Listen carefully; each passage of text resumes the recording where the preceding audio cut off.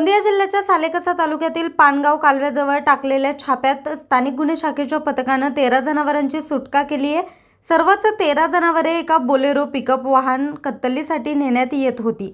13 जनावरे आणि 9,30,000 रुपये किमतीचा माल जप्त करण्यात आला असून यामध्ये 4 आरोपींविरुद्ध गुन्हा दाखल करण्यात आलाय। सदरची कामगिरी पोलीस अधीक्षक गोरख भामरे, अपर पोलीस अधीक्षक अभय डोंगरे यांच्या निदर्शनास आहे।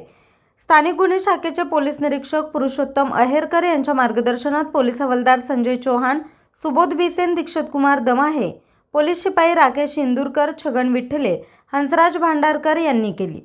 न्यूज रिपोर्टर चेतन समरीत, आज 24 तास, गोंदिया।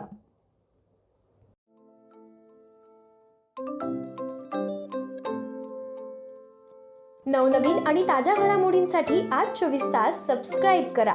त्याचबरोबर बेल आयकॉनवर क्लिक करा आणि मिळवा आमच्या बातम्यांच्या नोटिफिकेशन्स। तसेच आज 24 तासची प्रत्येक बातमी आपल्याला कशी वाटली हे कळवा, लाईक करून, कमेंट करून आणि आमच्या बातम्या शेअर सुद्धा करा।